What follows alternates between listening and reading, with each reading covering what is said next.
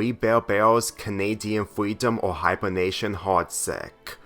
Chapter 1, Grizz's Solidarity Forthcoming. Panda and Icebell took Grizz to one spot of the San Francisco forest after he put on his blindfold from home. They've been hiding the surprise from his brother for days, preventing them from anywhere in the forest, especially San Francisco, ever since they released all the bears from Agent Trout.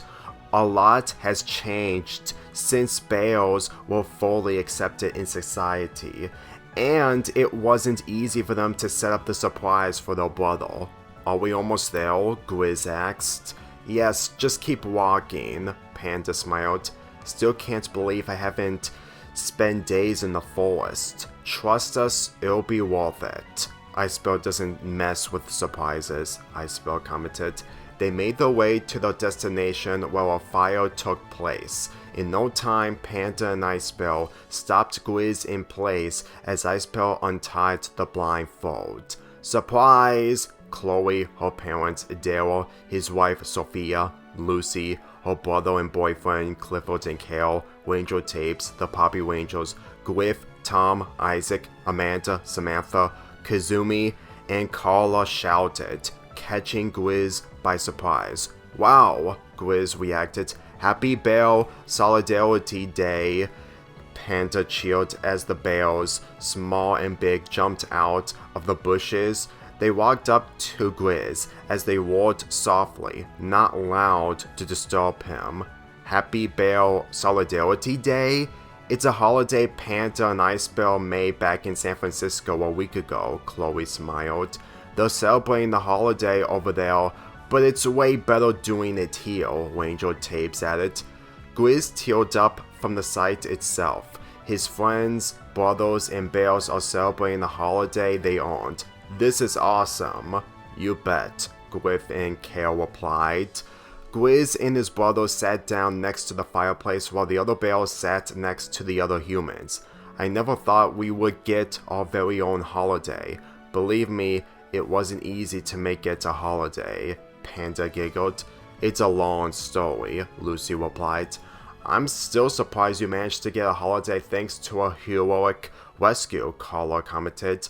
I wasn't there when you three came back. Surprised you didn't see it on TV, Daryl turned to her. Everyone saw it. I was out of the city.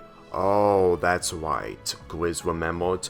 You took a trip to Los Angeles for a week. It was the closest place I could take a vacation.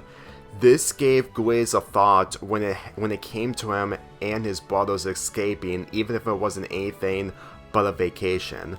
If you had to escape a corrupted government agent, you would probably have to go far away from California, Sophia added. The bears did tell me their story and about Agent Trout. It's just, it was my first vacation in almost a decade.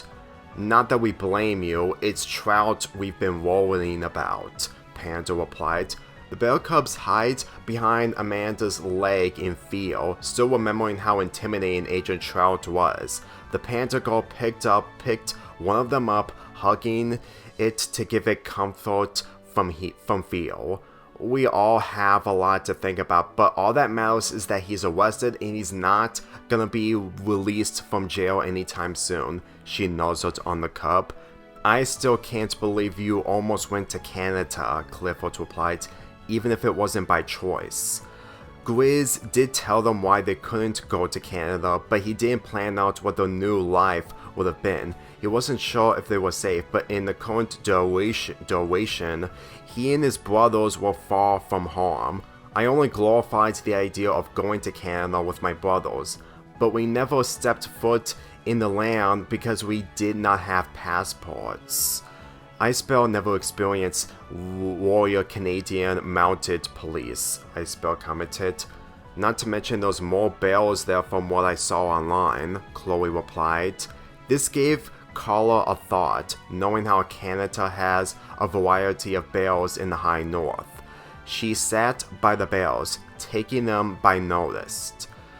Do you want to go to Canada? She asked, even after everything that happened. Grizz and his brothers looked at the Bales, all wanting to know the answer. If we had passports, soon everyone paid attention to Grizz. We still don't know what life is like there. Life in Canada looks good from the outside, Dinaz replied. On the inside, it's a wonderful world to explore, Murphy added. The Puppy Rangers loved the idea of going to Canada, but Ranger Tapes still feels unsure. It is, but do you know what eventual it would be like? She pointed at the Bales. That's a great question, Kale commented. We went through a lot, Tom added. Everywhere you go, something happens. There's no avoiding it, Samantha added. The Bales remembered their journeys, endless and endless journeys, even from the house alone. But in a new environment like Canada, they don't even know what the unexpected would be like. I guess we could try giving it a shot, but we still need time, Grizz answered. Eventual experience we need to plan out before. Obviously, Panda still remembers the whole passport problem. Iceville qualifies Blueprint Odyssey, Iceville spoke. That's fine, Lucy smiled. Just remind us when you're ready. We'll come if you do, even if it requires passports, Griff replied. Isaac all the way, Isaac added.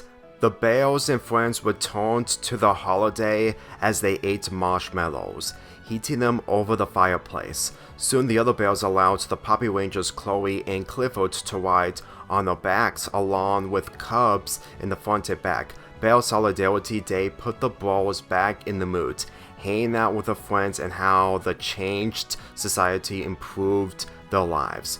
When it comes to the plans, they get back to that when they head back to the home.